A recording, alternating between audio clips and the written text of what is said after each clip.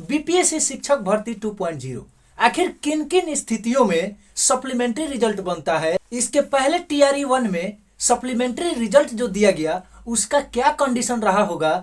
चलिए खुद सुनते हैं कि आयोग के चेयरमैन क्या कहते हैं। जो काउंसलिंग हो रही है डिस्ट्रिक्ट्स में, तो ये उम्मीद कुछ बच्चे रख सकते हैं कि जो अगर वहाँ पे कुछ गलत होता है तो जो वेटिंग लिस्ट के जो लोग हैं उनको चांस मिल सकता है। बिल्कुल, हम लोगों का हमेशा से ये प्रयास रहा और ये पूर्व की परिपाटी भी रही है कि जब भी हम डॉक्यूमेंट वेरिफिकेशन करके सरकार को लिस्ट देते हैं, चूँकि उन सब मामलों में हम लोग सीधे अपना डॉक्यूमेंट वेरिफिकेशन कर लेते हैं, छोटी संख्या रहती है। इसमें अब चूँकि बड़ी संख्या है इसलिए डॉक्यूमेंट वेरिफिकेशन अब सरकार के स्तर से वहाँ पर हो रहा है।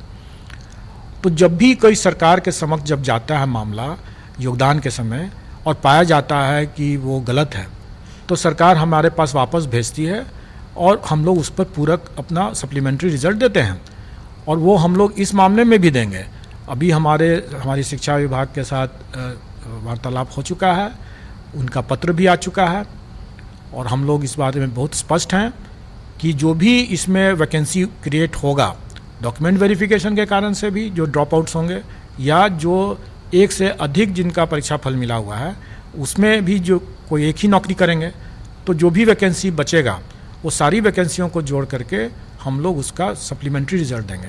और मैं यहाँ पर इस बात को भी और स्पष्ट कर देना चाहूँगा कि मान लेंगे सप्लीमेंट्री रिजल्ट हम लोग देते हैं 5-6 हज़ार 7 हज़ार जितने लोग निकलता है उतना देते हैं, तो उनका भी इसी प्रक्रिया के तहत डीवी होगा, डॉक्यूमेंट वेरिफिकेशन होगा। और अगर उसमें भी अगर फिर से कोई अगर गलत पाए जाएंगे तो छंटेंगे और छंटने के बाद जो मान लीजिए 400-500 फिर से वैकेंसी क्रिएट होगा तो हम फिर से सप्लीमेंट्री निकालेंगे।